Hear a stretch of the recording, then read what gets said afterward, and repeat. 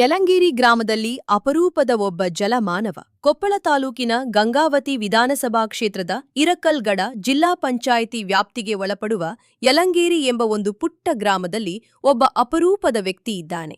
ಆ ವ್ಯಕ್ತಿ ಶರಣಪ್ಪ ಹಿರೇಮನಿ. ಈತನ ಕಾರ್ಯವೈಖರಿಯನ್ನು ಮೆಚ್ಚಿ ಸೂಪ್ತಪ ಮುತ್ತಲಿನ ರೈತರು ನಿಬ್ಬೆರಗಾಗಿದ್ದಾರೆ. ಈತನು ಹೊಲಕ್ಕೆ ಬಂದ್ರೆ ಸಾಕು, ಈತನು ಕಾಲಿಟ್ರೆ ಸಾಕು, ಈತನು ತೋರಿಸಿದ ಕಡೆಯಲ್ಲೆಲ್ಲ ಬೋರ್ವೆಲ್ ಕೊರೆಸಿದರೆ ಸಾಕು ಸಾಕು ಬೇಕು ಎನ್ನುವಷ್ಟು ನೀರು ಹೊರಚಿಮ್ಮುತ್ತದೆ. ಕಡು ಬಡತನದಲ್ಲಿ ಹುಟ್ಟಿರುವ ಈತ ಮೂಲ ಕಸಬು ಒಕ್ಕಲುತನ. ಬಡ ರೈತರ ಕುಟುಂಬದಲ್ಲಿ ಜನಿಸಿರುವ ಶರಣಪ್ಪ ಹಿರೇಮನಿ ಅಪ್ಪಟ ಆಂಜನೇಯನ ಭಕ್ತ. ಯಾರೇ ಕರೆದರೂ, ಎಲ್ಲಿಗೆ ಕರೆದರೂ ಏನನ್ನು ನಿರೀಕ್ಷೆ ಮಾಡದೆ ರೈತರ ಹೊಲಕ್ಕೆ ಹೋಗಿ ಪೈಂಟ್ ಮಾಡಿ ಬೋರ್ವೆಲ್ ಕೊರೆಸುತ್ತಾನೆ. ಈತನು ಪಾಯಿಂಟ್ ಮಾಡಿದರೆ ಸಾಕು, ಗಂಗಾಮತಿ ಹೊರಬರಲು ಕಾಯುತ್ತಿರುತ್ತಾಳೆ. ಉದಾಹರಣೆಗೆ, ಇಂದು ಸಂಜೆ ಇರ್ಕಲ್ಗಡದಲ್ಲಿ ಮೊದಲೇ ಮಳೆ ಇಲ್ಲದೆ ಊರಿಗೆ ನೀರಿನ ಅಭಾವ ಕಾಡುತ್ತಿತ್ತು. ಈತ ಬಂದು ಪಾಯಿಂಟ್ ಮಾಡಿ ಇದೇ ಜಾಗದಲ್ಲಿ ಬೋರ್ವೆಲ್ ಹಾಕಿಸಿ ನೀರು ಬೀಳುತ್ತದೆ ಎಂದು ಭರವಸೆ ಕೊಟ್ಟನು. ತಕ್ಷಣ ಗ್ರಾಮಸ್ಥರಲ್ಲಿ ಸೇರಿ ರಾತ್ರಿ ಸುಮಾರು 8 ಗಂಟೆಗೆ ಬೋರ್ವೆಲ್ ಕೊರೆಸಿದರು.